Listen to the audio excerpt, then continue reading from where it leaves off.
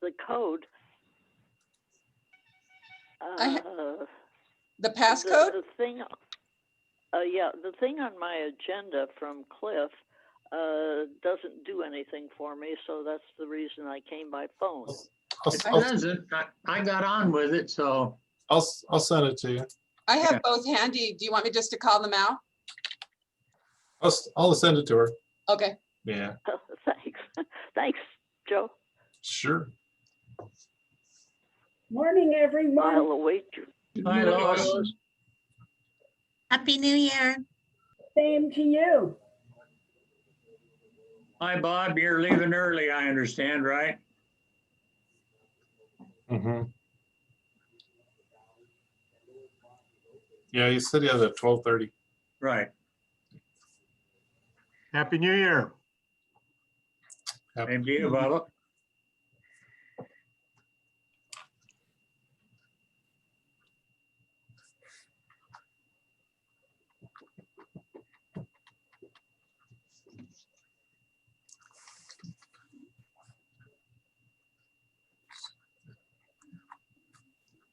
Bob, since you're leaving early, we're going to have you lead us in the pledge, if you will.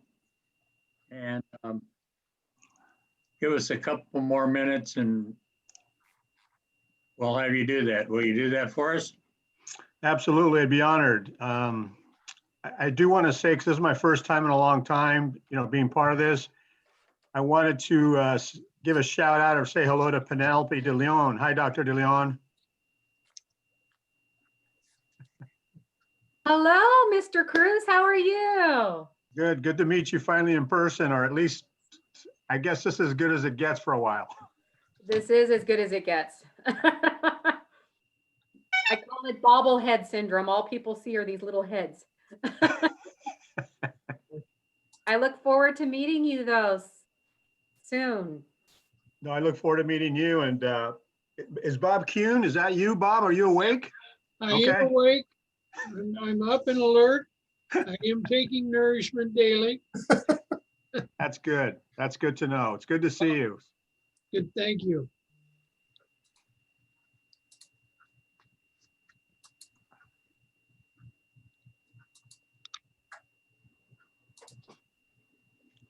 What do you think, Joe?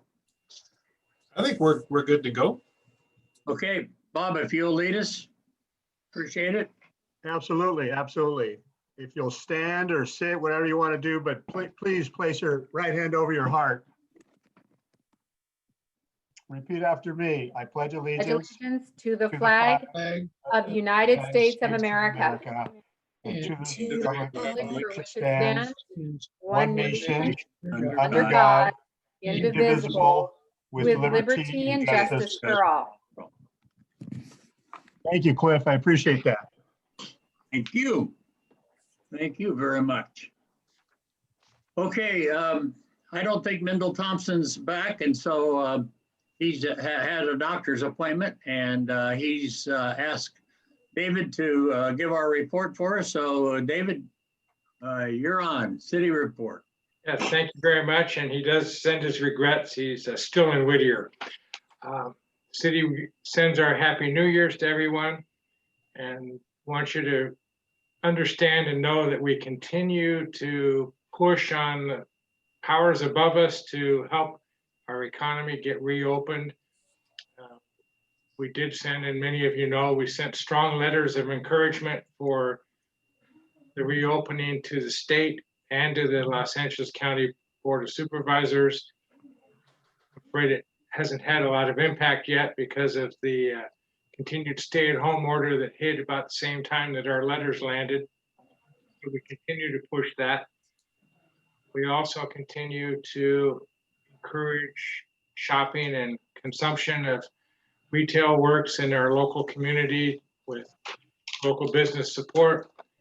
We continue that through our publications on the city websites and social media, through the chamber's messages. We did a recent mailing of the Glendora Review and a report that came out just last week. Of course, we continue to support the chamber with spots in that, giving their message and keeping that going. that report obviously went to every household in Glendora, so we're trying to help get the community message out.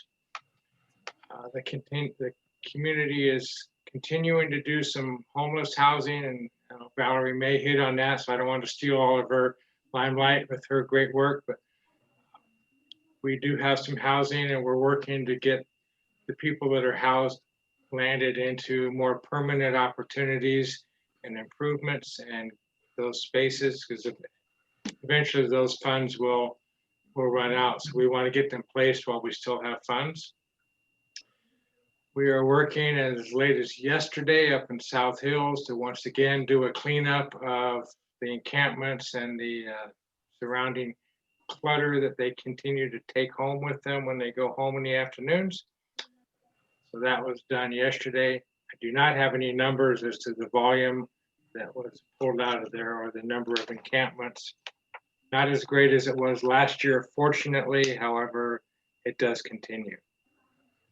We are continuing with our city's rental assistant program, and I'm sure Valerie knows more about that than I, and hopefully we'll share some of those numbers, but that's encouraging. And we are continuing to roll out our new community services department programs with great optimism for spring and summer programs that maybe we can get back alive and let the people go out and engage and do things. But the community service department is doing a great job with some virtual programming and trying to keep our community engaged. So with that, answer any questions you might have, or let's next move on. I just wanted to say it's Elizabeth Reuter to thank the City Community Services Department and Parks and Rec. I received an email today, and maybe it's because I've had my kids in the programs over the years, but that the Teen Center is going to be doing, I think it's a Wednesday afternoon in-person activity for kids aged 11 to 17, I believe. And just appreciate everything the city's trying to do to allow our kids to get together in safe, responsible ways so that we may address some of those social and emotional challenges that our students are facing, not being able to be in person in school right now, which we know is everybody's ideal. So thanks to the city and all the departments involved in trying to find yet another avenue where our community kids might have the opportunity to have some resemblance of normalcy in their lives. So thank you very much for that. And well, thank you. And certainly city staff are tremendous heroes in thinking outside the box and constantly coming up with new dimensions to present us and give us a way to do just those things and rescue our minds. So thank you for that acknowledgement. That's great. Any other questions? Appreciate it, David, and appreciate the pressure that you are keeping on, because we need to find a way to get on with life. For those of us, at least this older guy, sitting around isn't helping health-wise. And I think that's the same way with our students. I was with some of our students yesterday, actually, and they're getting to be kind of zombie-like because they're looking at those computers. They're sitting around doing little, and so anything we can do to encourage that is good. So thanks, David. Okay, we'll move on to Valerie. You got lots of good stuff for us, I'm sure. There we go, unmute myself. Happy New Year, everyone, and good afternoon. So just to kind of give you an update on what's happening here, as David mentioned, we have been really busy with the rental assistance program that we have for those households that have been impacted by COVID. We are funding this through CDBG money, and just to give you an update on where we are with that, we are about halfway through with the funding. We had about $312,000, I think, that was set aside for rental assistance. So far, we've approved about 27 at about 160,000 is now expended. So the applications are coming in, thank goodness, at a pace that's been manageable. So we've been able to keep up with that. Again, we're about halfway through. So I would expect those funds will probably be gone by the end of January. So if anybody you know that is a renter and has been impacted that may need assistance, certainly send them over to our website. We've got information there, or you can just have them contact me. As far as what's going on around town with our commercial, with stuff going on in the village, as you're aware, we do have the parklets. While right now outside dining is not permitted, we are making preparations to make those semi-permanent. The transportation division is taking the lead on that, and they are working with a consultant to go ahead and get a plan put together and get some bids placed for a plan to go ahead and make those semi-permanent with a nice raised platform and uniform look throughout the village. So they'll be coming forward, I believe, to council in February with a plan for that. And hopefully we'll see some construction and those developed maybe by, I think, May is the goal for that. Also in the village, a little bit more news at the Planning Commission this past Tuesday. They went ahead and approved a CUP for a wine tasting shop. It's a retail with some wine tasting as well. That's going to be at the Glendora floor store where they were before. It's that little shop right there, and so they were approved. That's called, I believe it's going to be called Coco Vino, and so that is in the works. And then also in the pipeline, but still not as far advanced, but there's also a cheese shop with the possibility of adding wine that is planning to go into where the She's Florist or the Honey by JB clothing store that's on the corner of Glendora and Foothill. So that's what's going on over in the village right now. Then let's see, along Route 66, we have a conceptual plan for a Wendy's drive-through to go in where the George's Produce used to be. That's in the center that has the Petrillos. So that is in the pipeline right now. The old Palms restaurant over on Grand, there's a car wash project that is in progress. They're working on traffic studies right now. Nothing new with the sports chalet. I know that's going to come up. So we, still reach out to him, but nothing new to report. But I will say that the former Bonds over on Arrow Highway, initially there was a gym that was proposed to go in there with COVID and everything going on. That has taken a turn, and I don't believe they will be continuing, but we have a plan in the pipeline for a grocery outlet to go in there. They won't be taking the entire space. They'll be taking half of that Bonds, and then they are marketing for another business to go in the other half. But that is in line. So another grocery store over on Arrow Highway.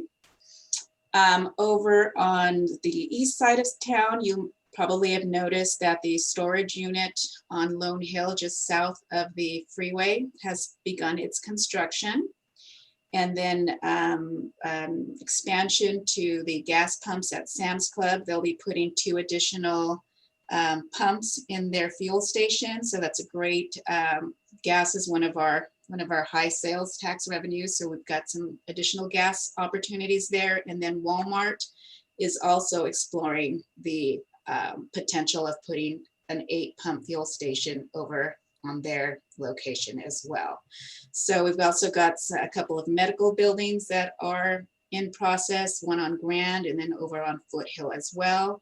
But in a nutshell, I think that's a lot of what's going on. There's other things as well, but if you guys have any questions, I'm always here to help out, and I'll conclude that and return it over to you, Cliff. Oh, Robert, Bob. Yeah, thank you, Valerie. Happy New Year, by the way. Happy New Year. I wanted to touch base with you, just ask a question regarding the fueling, the gasoline possible at Walmart. Are they just looking at gasoline? Would they consider maybe, I know they have some electrical recharging stations, a few of those. Would they consider CNG fueling? Because I know being close to the freeway, we do have UPS and a few other fleets that use natural gas. Would that be something they'd consider? It hasn't come up at all. I don't believe it's come up yet, but we can certainly reach out to them and see if that's something that they are considering, or maybe an option to include as well.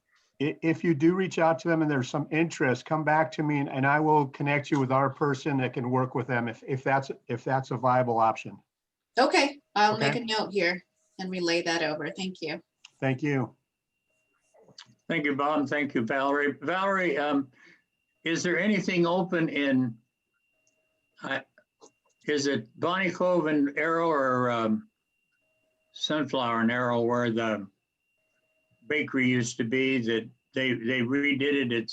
It's some wine shops and other things. Anything open in there?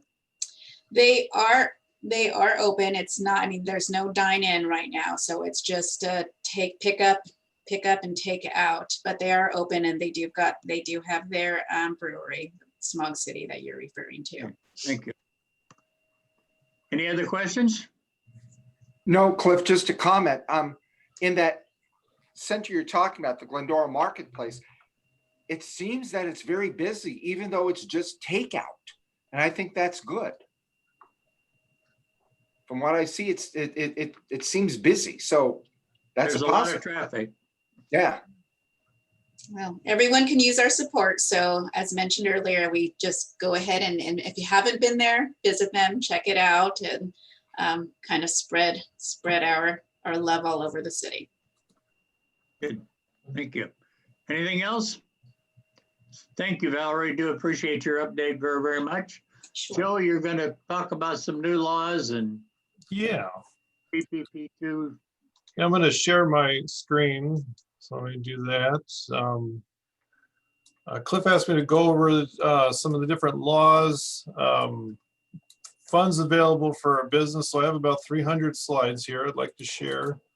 And actually, it could have been, but it won't be. So yeah, someone coming in.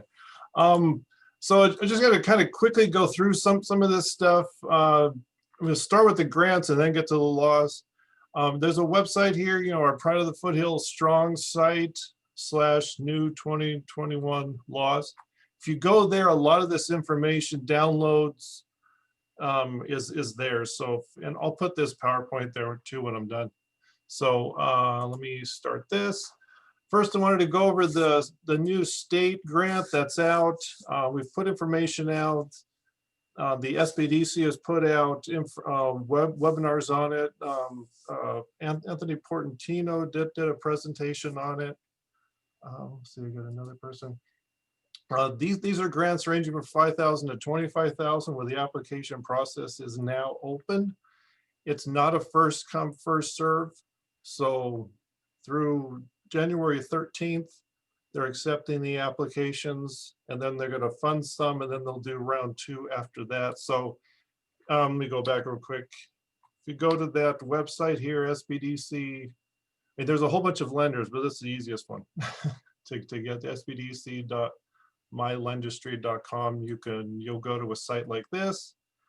This box down here, click here to apply. You fill out the application. On the left side is for for-profit businesses. The right side is for nonprofit. This is the first grant Chambers could apply for. So we're happy about that. There's some information. The application takes 10 minutes. I mean, it's real easy. Just some of the basic information besides company name, address, all that. You will need these 2 things here: your gross profit, April through September 2019 and 2020, and your NAICS number. All businesses who made at least $1,000 can apply for this, including home-based and independent contractors. So, and then there's other information here too that is needed for that application. Any questions with that? The SBDC has a lot of information on it, or if you go to that site, previously mentioned, you can get information there, or let me know. Some additional help: the small business hiring tax credit, they still have that going on, which if you go to this site, taxcredit.cdtfa.ca.gov, you can get that, where for every hire, you can get a tax credit on your taxes. Then the BizFed came out with this BizFed help.lacda.org. It's just more web, it's kind of some repetition of the SBDC, SSBA, but then they have other programs too. So I thought I'd flash this up here for really quick. And also, if you're looking for PPE for free, PPE Unite, you can get that for your businesses. So if you go there, we've put this out a lot, but I just thought I would share it really quick here. Any questions so far? No? Okay. PPP and PPP2, as we all heard with the new bill that went through, we're going to have a PPP2 coming up here, but there were some changes to PPP1, including deductibility of what you've used the funds for, that type of stuff, which you can now deduct that. The IRS changed the law. They expanded definition of qualifying expenses. The loan forgiveness, changed. If you got the EIDL grant originally, that now doesn't count against your forgiveness for this. Forgiveness period and the application for forgiveness is a simple one for loans under $150,000. So that's some of this stuff. And like I said, I'll send this PowerPoint to everybody too, so you have it. But and it's on our website too. Moving on, PPP2. This one, like the previous, it'd be similar. It's just not as big for some. You have to have at least 300 employees, and you have to have 25% reduction in gross receipts first, second, third, or fourth quarter of 2020 compared to the same quarter in 2019. If you have significant ties to China, you're ineligible. The loan amounts are again 2.5% payroll, but for food services and accommodation services, they bumped that up to 3.5. So they're trying to give a little boost to restaurants. Seasonal employers can now qualify for this, and loans cannot be more than $2 million. So, so it's a little bit less than before, but another chance. Let's see, moving on here. Just some more of the forgiveness stuff, real similar to the previous. Sorry, there's so much here, but like I said, I'll forward this on. This thing is a 5,000 page document, so or whatever it was. So let's move on. New laws. Now I'm going to start out with a couple of things that aren't laws, but just wanted to share them. We all heard of the FFCRA. We got to pay employees to, if they have COVID and leave and stuff like that. That was not continued in the law that was passed. It expired December 31st. But if you click on this link and go to it, and this other thing comes up here, it says you're not required to pay, but you can if you like. And you can still qualify for the tax credits for doing so, to give that paid leave for if someone comes down with COVID, that kind of stuff. But I can mention that the mandatory requirement expired December 31st. So, and if Congress changes that, we'll find out later, but as of now, that's what that's about. Also, to continue, sexual harassment awareness training requirements are still in effect. Some of the deadlines were the first of the year, but it's still an important thing to do for any business with 5 or more employees. Okay. Any questions so far? No? Okay. Now I'll kind of go through these pretty quick. I don't want to take up all the time. Minimum wage went up. These numbers here, what is for Glendora.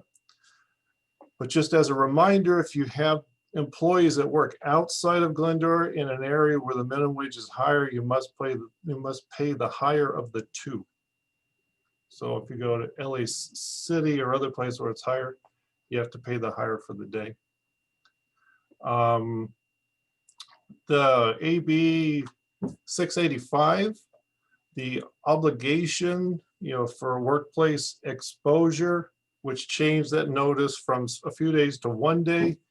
And the OSHA, and the written procedure, that kind of stuff, that is in effect, AB 685. So if there's an exposure, you have to let all the employees know within 1 day. Let's see here.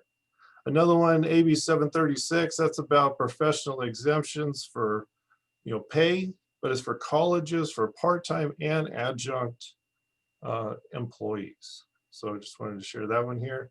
And then, I don't know, for not a lot of us here or this, but maybe a few, for publicly held or foreign companies, AB 979, appointment of directors from underrepresented communities on corporate boards.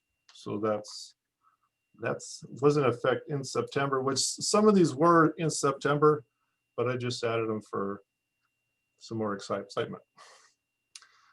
Let's see, SB 1159. I think we've talked about this one a little bit. Workers' compensation. It just codifies and supersedes some of the executive orders in regards to the presumption of illness where the person got COVID. And we've talked about this one, so I don't think a lot of people are happy about it, but it's in effect. This one I thought was interesting, AB 1867, supplemental paid sick leave, hand washing, allowing the hand wash every 30 minutes, and family leave for food workers. So that's in effect. Let's see, AB 1947. This is just increases the time period for 6 months to 1 year for employees to file complaints against being let go. It lets the previous employee go after the employer and gives them more time to do that. AB 2257, the worker classification. This one, it was one of the 30 bills that to kind of take over AB 5. But all this is just to exclude many different industries. And as we know, there'll be more, so, real estate appraisers, home inspectors, fine arts, that kind of stuff. So, and then there's also a, C roadmap to California workers classification law. That's on our site. It's a whole document that kind of goes through all of this. So that link is on the website. Any questions so far? No? Okay, just a few more here. Joe, not a question, but in regards to the workers' comp, the first point, as of now, it's not compensable to the employers. So the employers would not experience increased premiums because of COVID-related sickness. Okay. So far. Okay. Well, that's one positive. So let's say, so AB 2399, paid family leave. So that's for, someone that's active duty or call of active duty of a spouse. So it kind of gives them some that paid leave. Let's see. I don't know if anybody here has security, but security guards or any kind of a safety sensitive position. AB 1512 and 2479 is exemption of rest period requirements, which the security guard one, it basically just means like the security guard could still be had to stay at their post during their rest period. It eliminates to let them go take a break. And then the other safety sensitive one, those are other people that have to man a radio or some kind of security type of job. Let's see, we've got here AB 2992. It basically protects employees from discrimination, retaliation against someone that has to take leave because of a crime or abuse against them. So if something happens to an employee, they have to take leave. You know, it gives them that protection to have their job coming back. It doesn't talk about having to pay them, it just protects the job.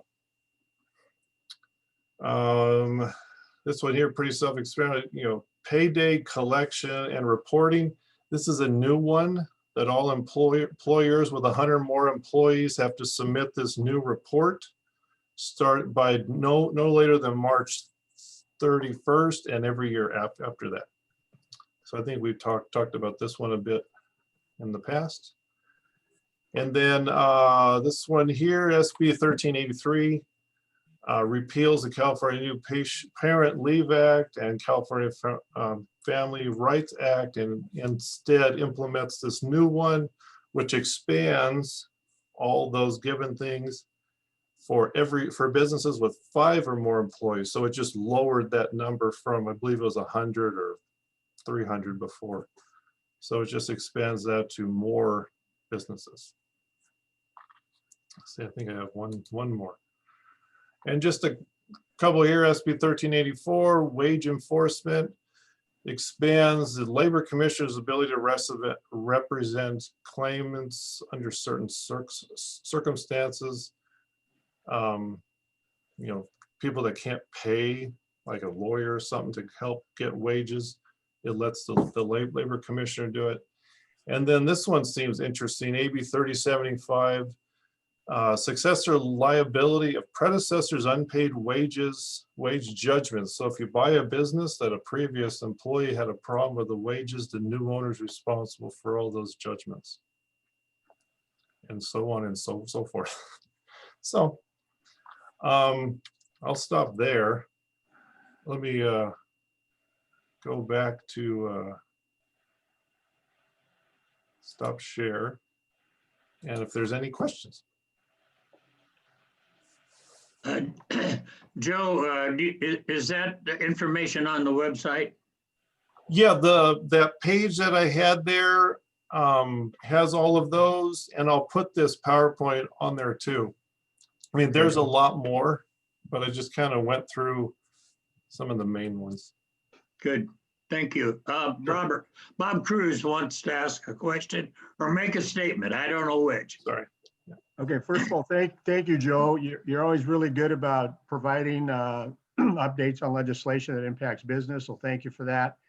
I need to jump to another meeting, but I wanted to remind this group that there isn't any legislation currently, but there's up in the north part of our service territory, Santa Barbara, Ojai, San Luis Obispo, cities are voting on passing ordinances that basically limit any new natural gas hookups to new businesses or new buildings.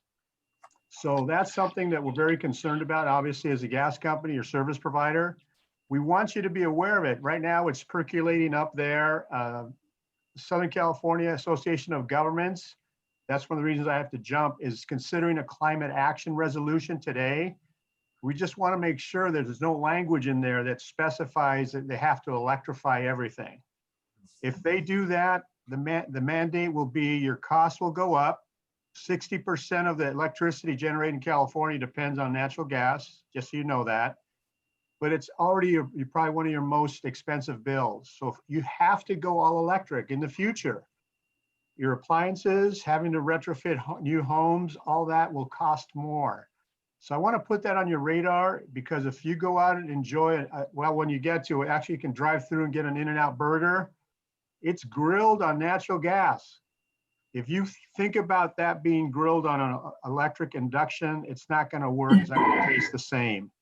So those little things like that, keep that in mind. I will provide additional information as this keeps continuing, but it's an issue that's really affecting us, and it's impacting our customers and our residents. So just something to consider. And again, I will share that with Joe and Cliff as time goes on. Bob, this is Bill Rue. Our small restaurants have already been hit hard enough in this pandemic. Most of them, if not all of them, use gas. Is that something that these entities will consider? A restaurant's not going to be able to afford to retrofit after going through all of this.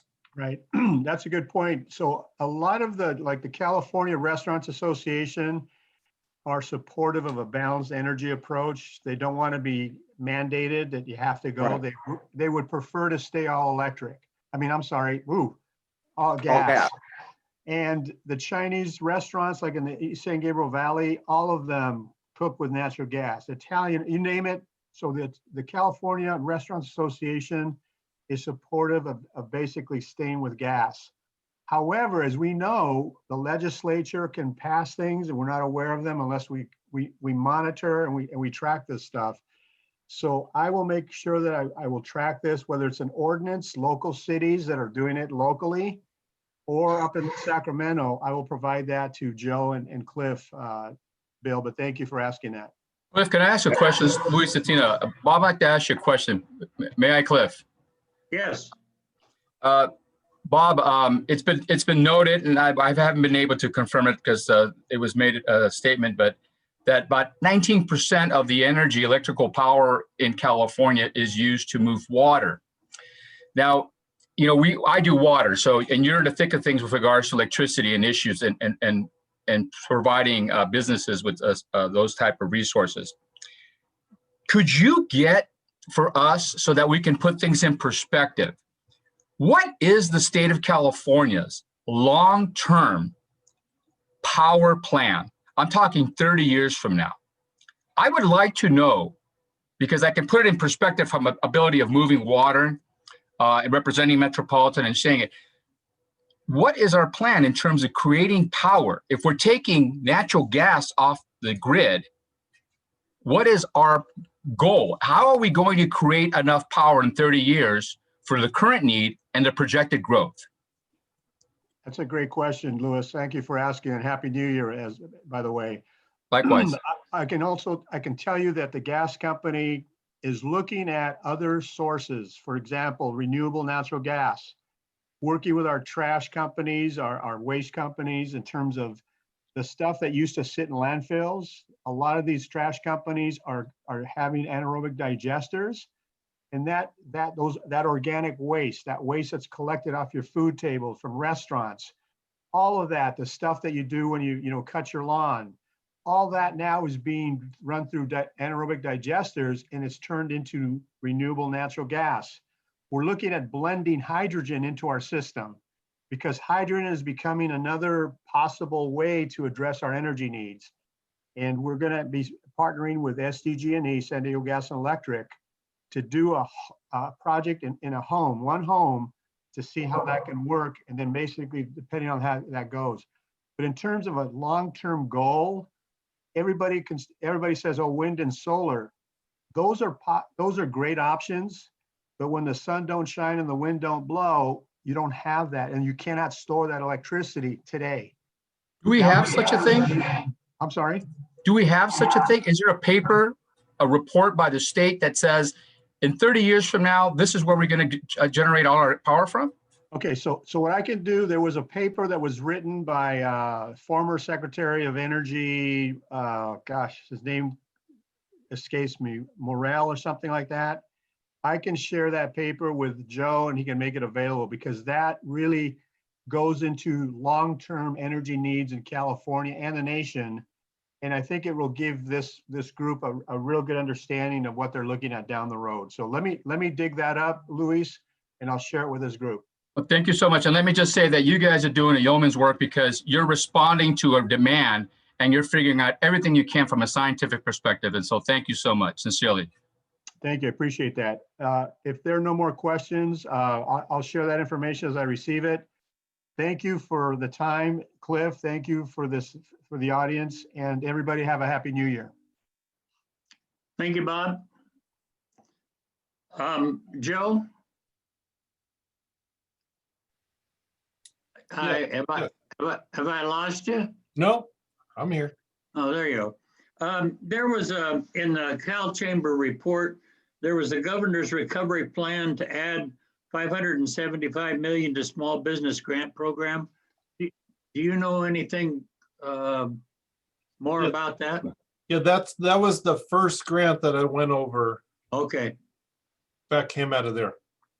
Okay. Yeah, it's just the first one, they're doing, I believe, 220,000, 225, or 225 million the first time around, and then they will keep going. All right. Yeah. Very good. Thank you. Mhm. All right, we'll go to either Elizabeth or Dr. De Leon to talk about what's going on with our schools. I am more than happy to let Trustee Reuter go if she wants to go. Oh, okay. Okay. Good afternoon, everyone. So happy to be here and Happy New Year's to everybody. So in terms of where we are as a school district, right now we have gone back to mostly distance learning.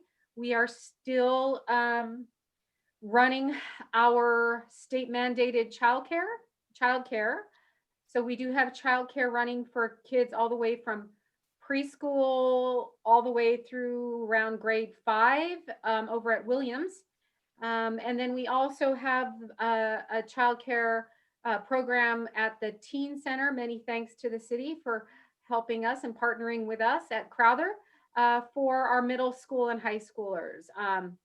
So we are continuing to offer that daycare so that essential workers can have a place for their kids to be. We are also back. We're back, and I say we're back because I'm not sure if everyone's aware, but we did have an outbreak at one of our schools, and the Department of Public Health had to do an investigation. This was at GHS.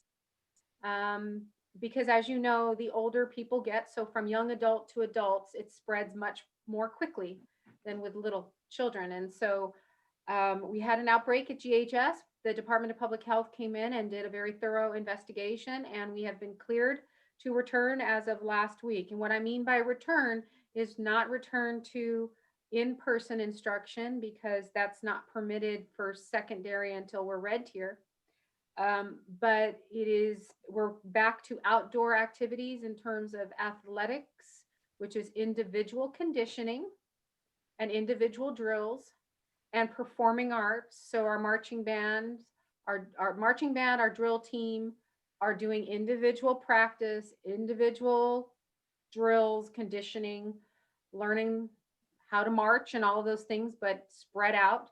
On any given day, we have about 700 students spread out in every square foot of the outdoor space at Glendora High School to ensure that as many students as possible can be connected. And we're told that that is relatively safe since it is outdoors. And so we want to keep some normalcy for as many kids as possible. So we've continued with that. And we also have some very small cohorts, 2-3 kids with severe needs that we are meeting with to provide services to ensure they're able to continue to learn. And we are working on a plan for centralized special education services with volunteer teachers. We do have some, not a lot, but a few teachers who I guess for lack of a better term, are a little less fearful and would like to come in and help our special education students. And so we're trying to set up a space centrally for that to happen. It would be just a few kids because we can't put very many kids in a room. So that's kind of where we are. Our TK2 waiver was approved, but according to the governor's new proposal, the waiver application system is going to go away. It'll basically be anybody, once you get in, once your district gets below, or your county gets below a certain transmission rate, you can open up without a waiver. LA County is nowhere near that rate yet, but what I'm referring to is, and what Cliff asked me to talk about a little bit, was the governor's proposal for safe schools. We've been hearing a lot this whole school year about a proposal that was coming. The proposal that was presented to us, it was just a summary of it. We're supposed to get the lengthy, detailed version of a proposal, a real strategic plan, this Friday. I guess that's tomorrow. We'll cross our fingers that we get it. But what we got was basically a 1.5-page summary of his proposal to our legislature. To be clear, the proposal has not been approved. It has what he called widespread agreement from our legislators, but no approval yet. And it has not gone for review or sign off from any of the major education labor organizations in the state yet. And as you know, those are pretty big organizations. And so I assume there will be some tweaks and revisions along the way. But the important pieces to know about the proposal are this briefly. It's an incentive-based program to provide funds for schools that come back in person from TK grades TK 2 through 5. We already have been approved and we're planning on coming back anyway. The caveat is that you have to provide mandatory testing. Now, I'm not sure whether I shared this with the group or not, but we are very close to finishing our negotiations with a local testing vendor. And when I say finish our negotiations, we've been trying to get the price down. Let's just be real. The minimum price for a test is $150. We're trying to get them to go below that market value down to $100 because it's extremely costly, particularly if we follow the mandates of this new proposal, if it's approved, which would be weekly testing of all of our employees mandated. So that gets very costly at $100 a pop or $150 a pop. So we hope to bring, actually hope is not a strategy. We will bring a contract to the board by the end of this month. I believe by January 25th is our sort of timeline to get that contract negotiated for the testing. So then we would essentially be ready to go once our district got to those low numbers of transmission, or our community, our county got below that low number, then we could be ready to go because we already had our plans approved and in place. So that's one other thing that is in the plan that he's saying is mandated is student testing, which by law, we are not permitted to mandate testing for children. The parents have the absolute right to say that their child will not be tested. So until there's some kind of a court case or legislation or settlement to where that's no longer the case, we cannot do that. So those are the things that I think are going to get tweaked when it goes through the legislative branches, when it goes through the unions, when it goes through California PTA Council and all of those various huge lobby groups.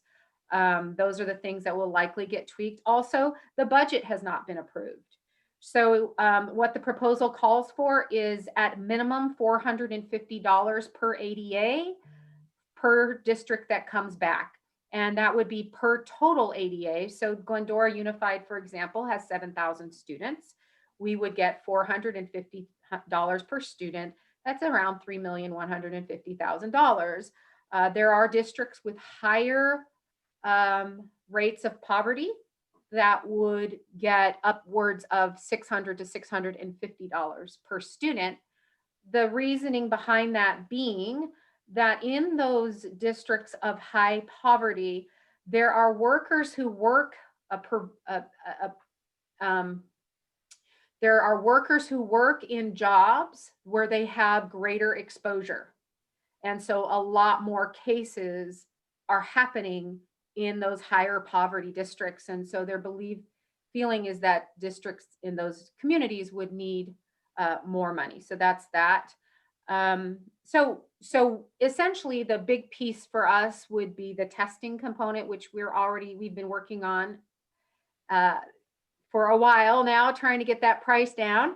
But yes, so we're all over that and would be ready to go once the county numbers go down, the COVID numbers go down. Also, I do want to give, I'm sorry, are there any questions on that piece so far? Penny, I was going to ask you, what if an employee has already been tested? Do they have to be tested again? So the mandate would be for weekly testing for all employees, because as we know, you can be asymptomatic and it won't show up. You could test today and it's negative and tomorrow you're positive. I mean, because you got, you know, the That's somehow. kind of life. Right. So it would be weekly, and it would also be as often as a person is symptomatic as well. So not only would we have the regular weekly testing to complete, but then any person who was symptomatic would have to be tested as well. So it's pretty extensive testing, but I think that our community and our employees would be happy to have that. I think we will have a line around the block once we get our contracted testing agency in place, which I'm hoping we can get it by Monday. Oh, actually, the board agenda goes tomorrow. I don't know. That's not going to happen. The 25th. The 25th. So yes, and so Right. that's kind of the proposal in a nutshell. It promises a lot of things to us that we've been asking for. It commits a lot to us, services to us. For example, they're giving us access to the state testing lab for $35 to $55, but that's just to get them to read the test, which we'd still have to buy the test, if that makes sense. So if we can get our vendor down to about $100, it would end up a wash. So that's one thing. They did tell us they would send us surgical masks for every employee, enough for every employee for the length of the pandemic. So they asked us for estimated numbers on that. So that's kind of, there's not much that's new about it, but it looks like they're actually going to do something and put some money behind it. It's, I'm not to be pejorative at all. I don't want anybody to take it this way, but and I think the pandemic has just been this way anyway, but it's been so fluid and so haphazard in the way things have rolled out. Like we get information in a very disjointed way sometimes, and things that we think are going to happen don't happen. So, but I think that's just part and parcel for how the pandemic is rolling out. Nobody knows what to do. So in any case, so that's the proposal. Are there any other questions about that? Yeah, yes. Yes, hi, Doris. Hi, is that $450 per ADA? Would that cover the testing and excess? It would be probably, we're calculating if we did it all the way through grade 5, it would be a good chunk of the testing. It would probably be about half, and then there would be excess for PPE and for other supplies. And then also, so it would cover it. We think it would cover it if we can get a good deal. Yeah, I think those deals will get better as time goes on, hopefully. And so hopefully the $450 will stay. Well, that hasn't been approved. And as we understand very well that sometimes that number gets reduced as it goes through committees at the state level. So the budget. Okay. Are there any other questions? I have one other piece of information. I just have one quick question. As far as testing, is there anything in the pipeline to get the teachers and the professional and all the staff vaccinated? With Pfizer and Moderna really rolling out, that seems to me to be a positive. Do you know, Bill, that you read my mind? Because that was my next bit of information. Oh, okay. So I'm always so happy to give good news. So anyway, a couple weeks ago, maybe a week and a half ago, we received, superintendents in LA County received an email, an interest survey from the county asking us whether we would want to be vaccination centers. I returned it the same day and said, yes, I volunteered us. So we strongly believe that we have the employees and staff and facilities to be able, and equipment to be able to run a vaccination center within our district. And it might be at multiple schools within our district. We had a meeting with the county yesterday to go over what the requirements would be. So essentially, you have to have personnel who are certified to give vaccinations. According to our district nurse, pretty much all of our school nurses are qualified to do that. And then you also have to have enough staff to be able to enter the information into a computer database and scan people's information, because everybody who gets vaccinated will be in a database. You have to have somebody to check IDs, all of that. So we do have that. You also have to have large freezer capacity. We have that because we do a huge food service program. So we've got lots of freezer space. We believe we'd have plenty of room for the vaccine.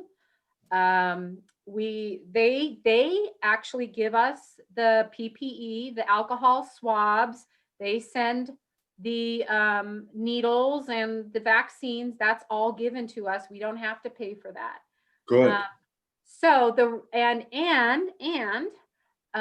When you volunteer to be a vaccination center, or they're calling them pods, when you volunteer to be a pod, your employees get priority. You get to go first. Like, you get to be like the first group in the 1B. So those of you who, I don't know if you're familiar or not with the priority list, but educators are 1B. They're in group 1B. They're still working on 1A, which are health workers and emergency service workers. So 1B is the educator group. So if your district volunteers, you're going to be the first people in the 1B group to get that as soon as they can get us up and running. And that is significant, because if we can get our adults vaccinated, and by the way, the law states, we had an attorney opinion on this, the law states that we can mandate vaccinations for our employees, as long as those with medical and religious waivers have an alternative job that they can do. So we have to negotiate all of that, but we can mandate it. So if we can vaccinate our staff, we can come back to school, because it technically, truthfully, the spread is really with older children and adults, like with teenagers and adults. So we could essentially start to bring more and more kids back to school if we can get adults vaccinated. So I'm like, oh, I want to be first in line to sign up for that. And so I think we're going to be able to do it. And I want you to know, I was very shocked that when I went on the informational meeting, the director told us that only 30 districts in the entire county, and there are over 80, actually volunteered to do this. And they were hoping to have a lot more, because once our employees we'd be done vaccinating our employees, then we would, of course, want to continue as a community vaccination center as the priority list goes down the list. And that's what they're hoping, is that the schools can continue to help them with that. Of course, we would have to partner with the city and the community to do that, and see if they would even want us to do that. But we would offer to do that once our employees were up and are vaccinated. So that's kind of where we are with that. And any questions about that? No, it's great. That initiative? I have a question. Hi, Marilyn. Hi, Happy New Year. Happy New Year. So to clarify, school staff will be administering the vaccinations? Yeah, so we have RNs and LVNs on staff. Okay, so who maintains the liability for that? Is that something, the burden that's put on our school district, or? I believe it's the county, but that's a really great question. So as we go through the application process, that will be part of it. So I will definitely ask that question.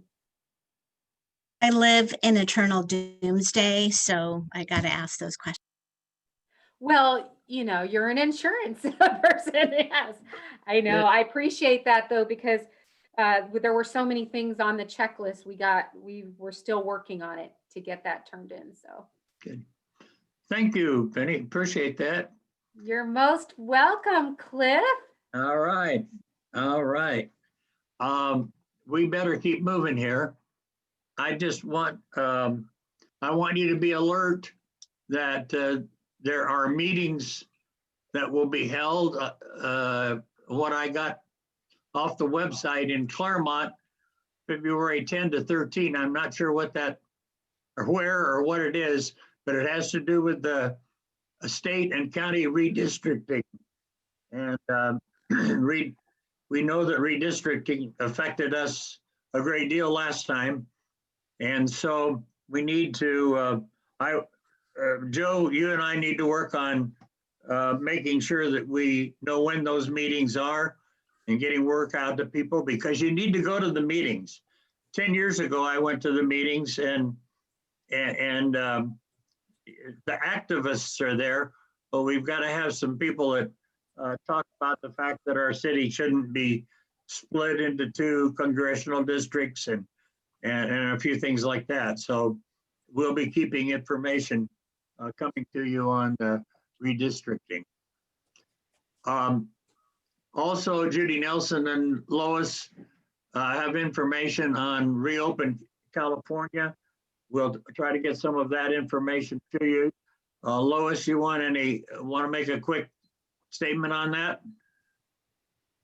I just got the information and I'm taking a look at it.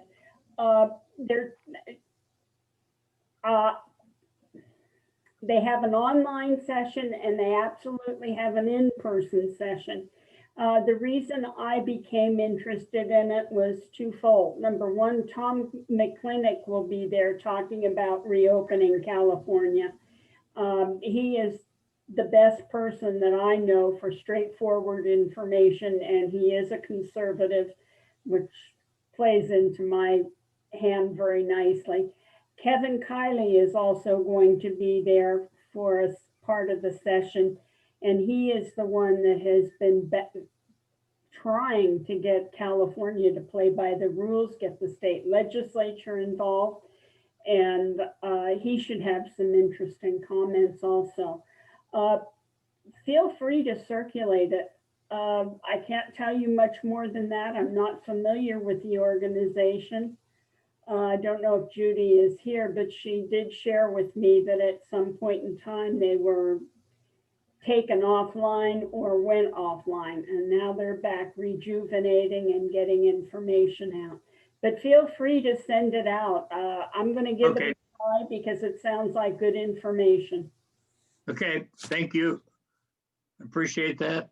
And we need to keep aware of what's going on that.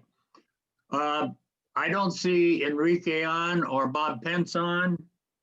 Marco, you're up. Thanks, Cliff. Happy New Year, everybody. With the new year always comes a new legislative session. And Dr. De Leon, it's good to meet you. I'm Marco. I work for Senator Portantino. I don't think I've formally seen you on a Zoom event, and I can't wait to see you in person one day. But my boss is very big he's very big on education. So if you have any thoughts, questions, or concerns, you should certainly send me an email, because I would be very happy to send your whatever feedback you have to him. That's like, if there's any area that he's the biggest proponent in, it's public education. So that's kind of his bread and butter. Awesome. Thank you so much, Marco, for letting me know that. Expect several emails your way. Awesome.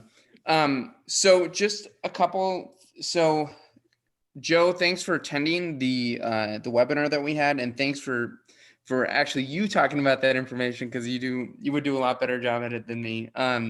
So I appreciate that. So yeah, we hosted a webinar that talked about the $500 million that small businesses could apply for. And Joe obviously went over that information, so I won't touch on it. But the only thing that I have to bring up is that we've introduced 3 bills, SB 14, SB 15, and SB 45. The legislature should reconvene this coming Monday, the 11th. They were supposed to go back on the 4th, but they didn't because of COVID. So the senator should be going up. He's going to drive up, I think, this weekend. I don't know specifically, but we've introduced 3 bills so far. And I don't know how many bills we're going to introduce this year, Gene. I don't know what the deal is again this year. But I don't like, we just really don't know what COVID is going to do to this legislative session. And so, I'll keep you posted with how many things we introduce, but it's going to be another weird, at least a legislative session. I think this year is going to be a lot different, just because COVID. I mean, we all don't know how long it's going to last, but presumably it's going to last until a vaccine is really rolling around, or who knows. So anyway, but I will keep you guys updated on, especially at the February meeting. I should have a better handle on what our package is going to include. So with that, if you guys have any questions, let me know. If not, it's great to be here. Thank you. Thank you, Marco. I Appreciate have- that. I have a question. They're going back into session, what date? They should be going back Monday, the 11th. That's what I have seen so far in his calendar. Yes, Doris. Yes, I just wanted to attest to the fact that Senator Portantino certainly has over the years. Education has been his thing, and I'm sure it still is. And Marco, you've been great. So we really do appreciate your input here. Thanks, Doris. Appreciate it. On behalf of the senator. Thank you. Yeah, Marco, you keep us up to date, and we're grateful. I sent you an email from Vicky Paul. So Vicky, you're on. Hi, Happy New Year, everyone. Yes, I sent Cliff an email. It was something that I was going to provide everyone today and just touch on briefly about the vaccine distribution. There seems to be a lot of questions, a lot of confusion, and the links that I provided help alleviate some of that, hopefully. Unfortunately, they have proposed timelines of when these things are going to happen. They aren't set in stone, but at least they give an approximation so that if you in your positions get asked by community members, teachers, whatever, that you can at least give them some direction or point them to this website with these links where they can, it can help keep them stay informed. And the other thing I just wanted to touch on today was, I believe I mentioned at one of the last meetings of 2020 that the supervisor was being sworn in again for another year, and that Mark Ridley, another term, and that Mark Ridley Thomas, he had termed out, and now Supervisor Holly Mitchell was sworn in. So the supervisor still seems to be the one that is the odd man out, but we are thankful that she is strong and votes her conscience and what she believes is the best for her community. And one thing I did want to bring up is our office released a press release Tuesday the 5th after this board meeting, and there was a proposed salary increase for grocery and food retail workers. It's basically, they call it hero pay. And though Supervisor Barger agrees that the employee workers are frontline heroes and they're working diligently for residents to have access to safe and reliable food, that this measure was not vetted well enough. Stakeholders were not approached or discussed what the consequences may be, unintended impacts as far as prices going up, employees' hours being lessened and benefits dropped, everyone's food prices going up. So it may end up being that the people that this was intended to help may end up hurting them even more. So the supervisor is very concerned with that And she was the only abstaining vote. It passed 4-0. So that's really all I have to bring up at this point. Does anyone have any questions? Okay, thank you, Vicki. Appreciate it, and appreciate the websites, especially for an old guy like me, when I might be able to get that vaccination. I'll get on and look, Sounds great. see what you have. Thank you. Okay, I don't see, well, Elizabeth, did you have anything to add to the, okay? And I don't see Dr. Jordan on, so Pat? Hi, Welcome. Happy New Year. Happy New Year to you all. I'm sure that you already heard that Dr. Perry has decided to retire in July. So we're all very sad about that because she's been a dynamic and wonderful leader for Citrus College. So the board will be shortly employing a search committee to find a new superintendent, and it'll be a difficult task because there are a lot of positions open in the state for community college presidents at this time. But we'll go through the process and hopefully bring a new leader to Citrus and continue the fine work that Dr. Perry's done for us. We are in the midst of intersession, or we will be shortly, and it looks like enrollment's down about 10%, which is not good, but not awful. And spring, we'll be registering for spring now as well. And we're finding that students really would prefer to come and take their classes in person. And we can't do that until the county tells us we can. Our plan, however, is that maybe this summer, if all is well, we'd like to start slowly and bring back some of the classes where it really is imperative that we have face-to-face communication with our students, such as automotive, allied health, and some of the performing arts as well. It's kind of hard to teach trumpet by Zoom, and so forth. So we are hopeful that things will start changing as the vaccine gets distributed, and we are working on our plan for reopening when we can do so. And that's about all from Citrus College. Any questions? All right, thank you, Pat. Appreciate it. Welcome. As we move ahead and look for a new leader. That's always a challenge.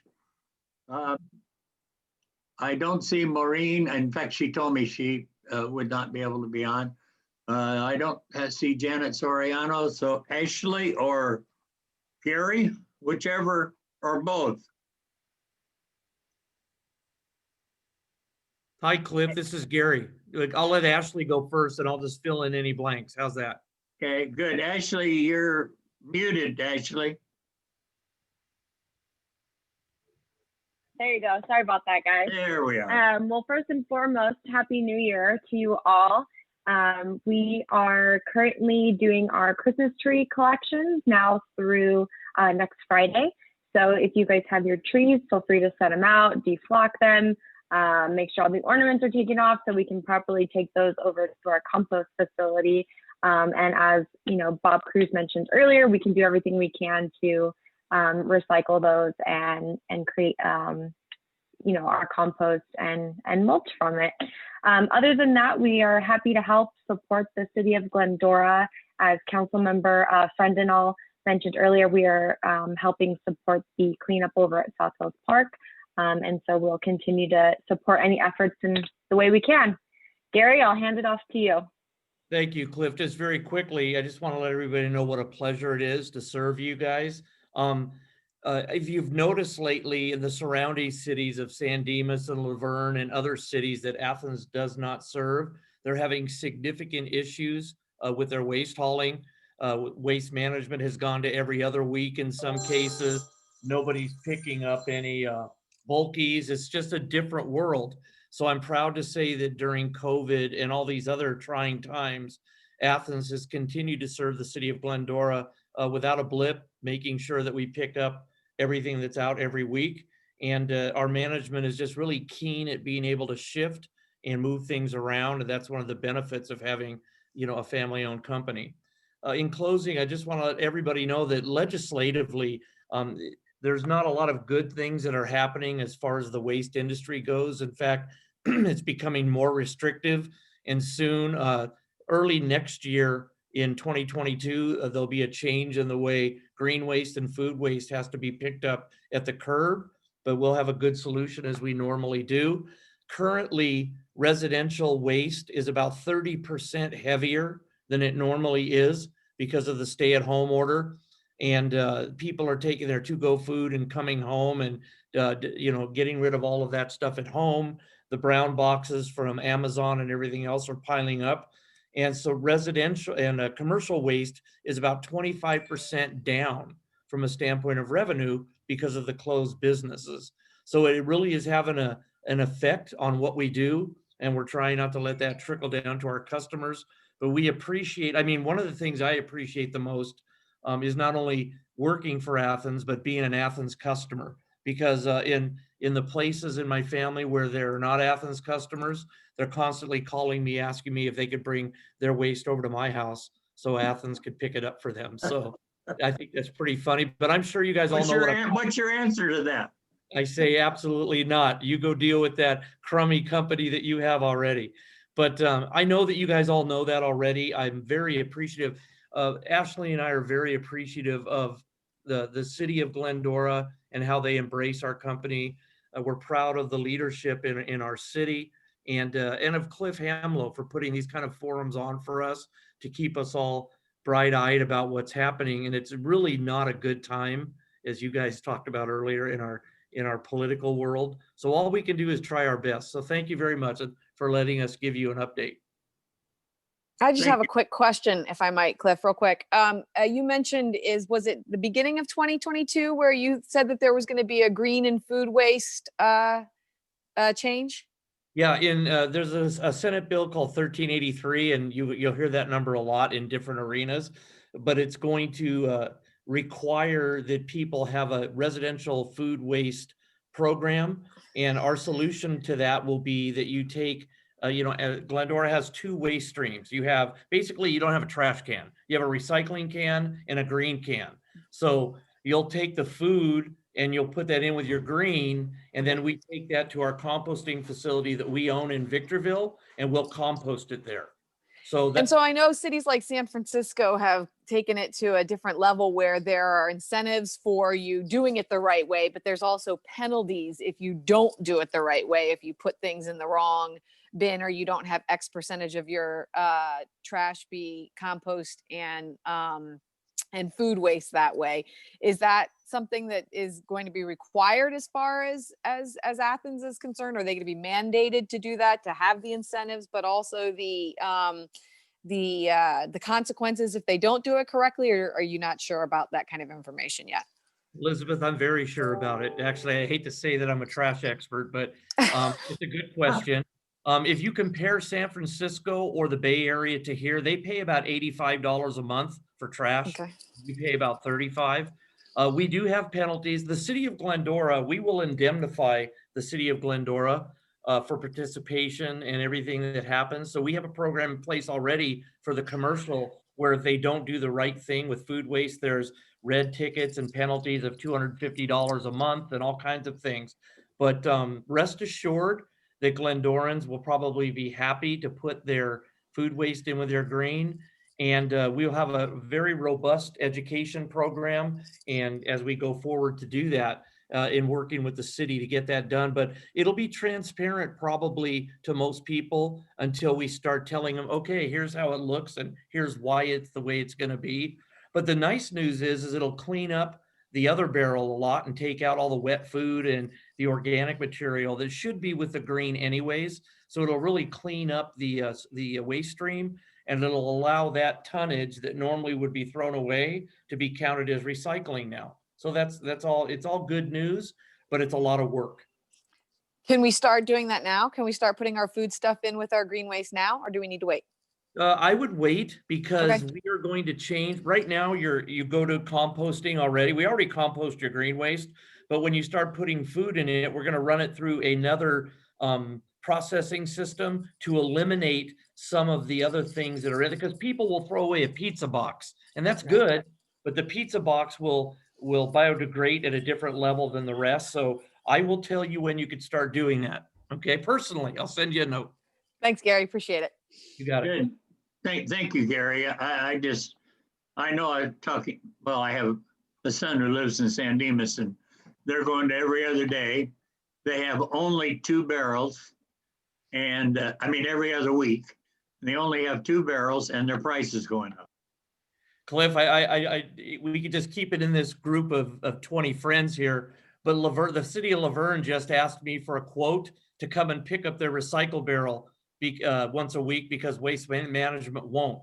And because I sweep the streets in that city. So I gave them a quote to come in on Saturday and pick up all of their barrels. But it's one of the things that city councils have to tell these rogue callers is just, no, you can't do it. You got to pick up our waste. And if you're not going to pick up our waste, you got to give us a credit or do something. But it's just not okay to say, hey, we're busy or COVID has affected us, so we can't get to it. That's just not in our vocabulary. Right. Thank you. Okay, we're at the end. We appreciate a little lengthier time, but good reports. Any